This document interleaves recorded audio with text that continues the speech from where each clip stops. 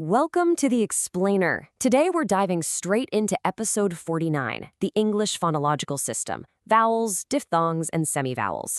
Look, I know that if you're learning English, or even if you're just a linguistics nerd like the rest of us, the pronunciation can feel absolutely maddening. You look at a word, and the spelling gives you practically zero clue how to actually say it out loud.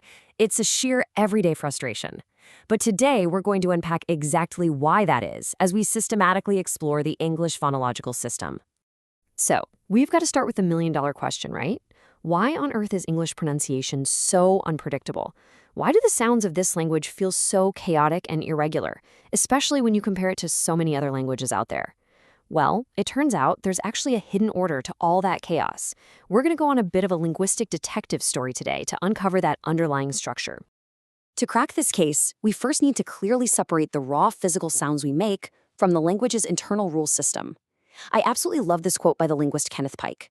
He famously said, "Phonetics gathers raw material, phonology cooks it." It's just a brilliant cooking analogy. Phonetics is basically you going to the grocery store and gathering all your ingredients, the physical sounds. Phonology, that's the recipe. It's the internal rule system that dictates exactly how those specific ingredients are organized to actually bake up a meaningful language. Here is our roadmap for today. 1. Phonetics versus phonology. 2.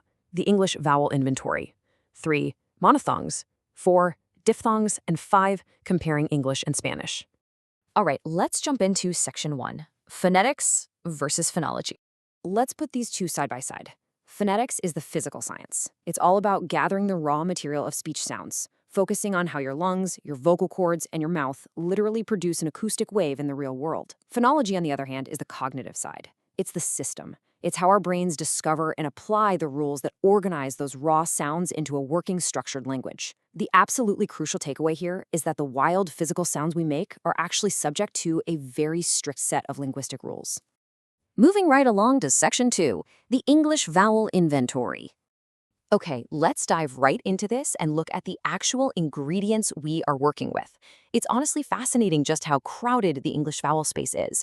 In received pronunciation, or general British English, we're looking at a staggering inventory of 20 distinct vowel phonemes.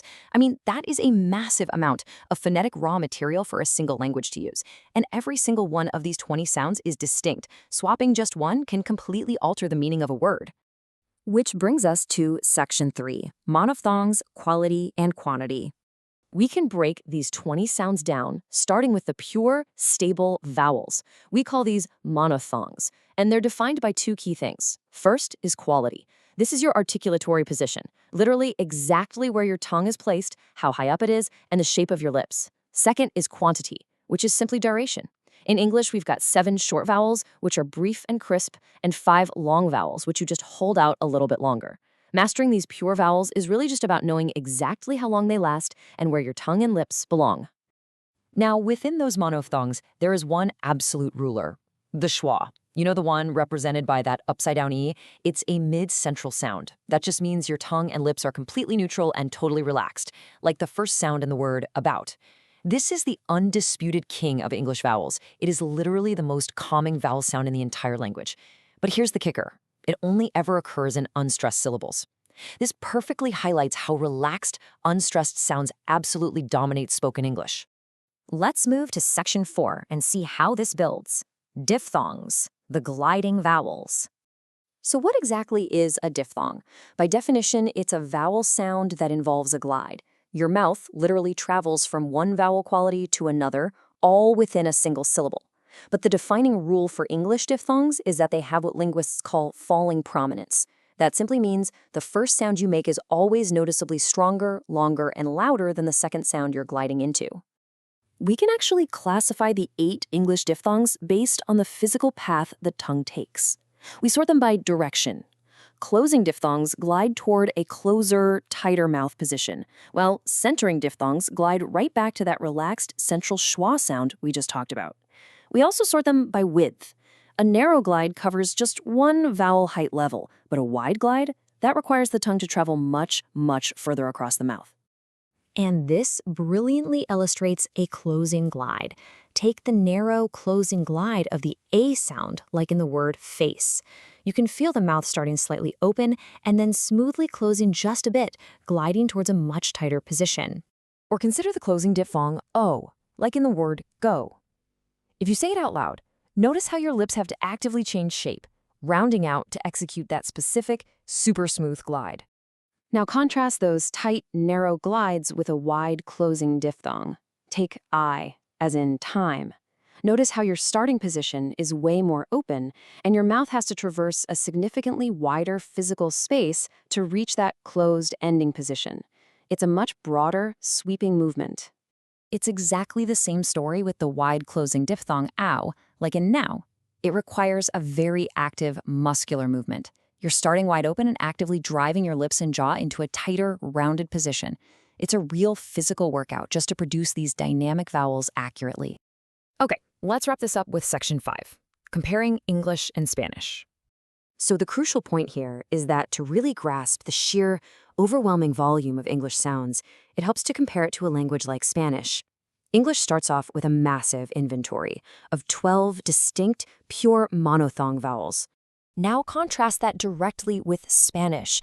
The Spanish language operates incredibly smoothly on only 5 pure vowels. Think about that. If you're learning English, your brain and your mouth are suddenly having to differentiate 12 sounds in a space where you're totally used to only navigating 5. But wait, it gets even more complex. Get this. There are roughly 140 different ways you can spell those English vowels.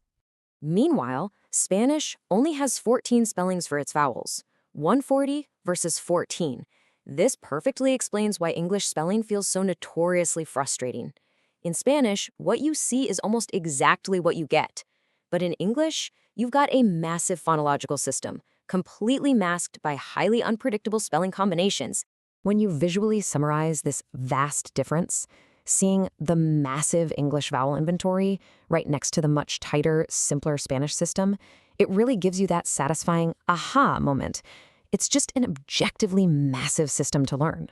Which really leaves us pondering this incredible reality, doesn't it? With such wild phonetic diversity across languages, going from systems with just 5 pure vowels to sprawling networks of monophthongs and wide glides, paired with 140 crazy spelling variations, how does the human brain ever manage to master a totally new sound system?